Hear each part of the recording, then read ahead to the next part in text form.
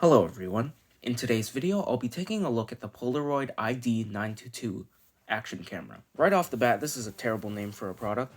It sounds like I'm reading off a model number, and Polaroid didn't even bother giving this camera a name.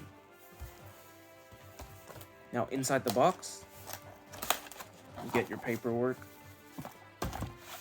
and the camera itself, a micro USB cable, a magnetic tripod screw, a normal GoPro style screw-in attachment, some bands, a tripod mount to GoPro style mount, a bike mount, the GoPro style clip, and a sticky mount that works with this clip. This is the first time I've ever seen a magnetic tripod insert, and I think it's a pretty solid idea. Unfortunately, the magnet is not very strong, but it does work. So today's video will be a little different. I'm not going to go over all the boring tutorial stuff, and I'm just going to go straight to my overall thoughts on the camera. It wants to be an action camera, but it's missing all of the core features an action camera needs. This camera does not have any wind noise reduction, so if you're doing anything action heavy, like any movement at all, your audio is going to be completely drowned out.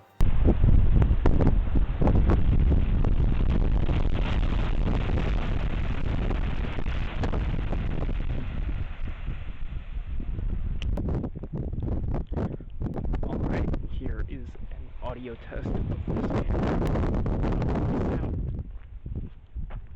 It also doesn't have any image stabilization, so any action shots you do take will look extremely shaky and bad. Videos do look fine when stationary, but that defeats the point of being an action camera.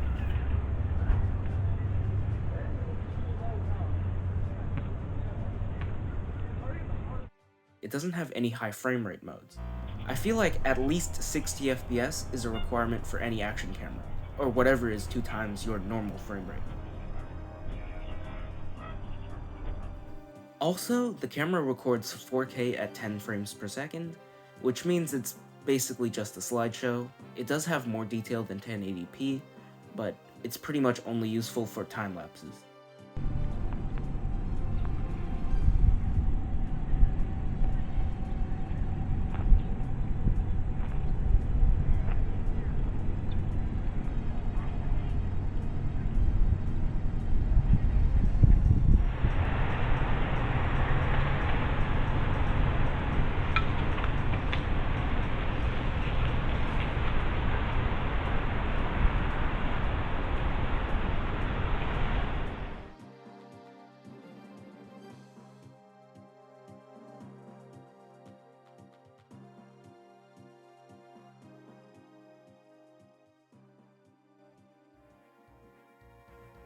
Additionally, the 1080p mode is not even recorded at 30 frames per second.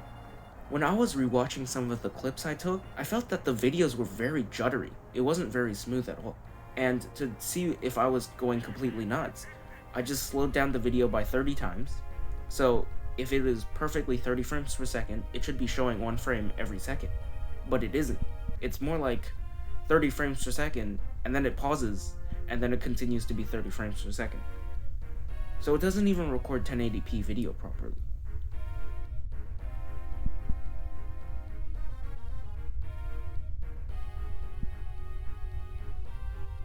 The camera does have a Wi-Fi signal and a companion app to go with it, but the companion app is super bare bones. It's pretty much only a live viewfinder and a remote.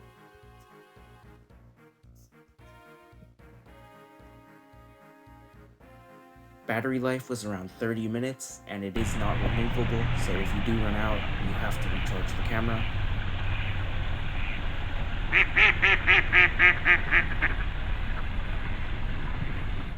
I think it's significantly worse than the Polaroid CUBE Plus, which is almost a decade old at this point.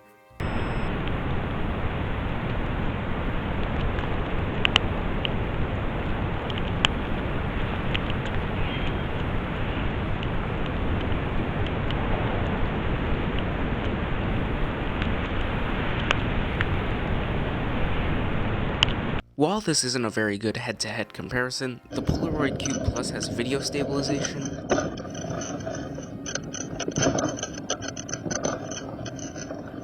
60 FPS,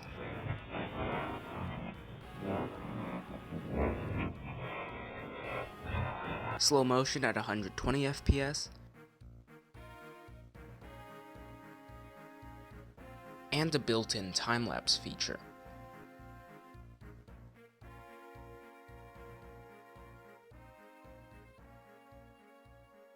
There are two redeeming factors for this camera. First is the front-facing screen.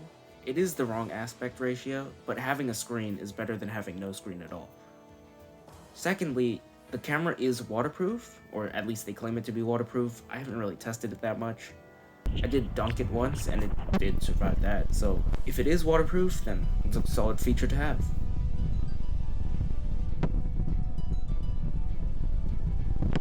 Unfortunately, these two features are just too little too late, and they don't outweigh the amount of negatives with the camera.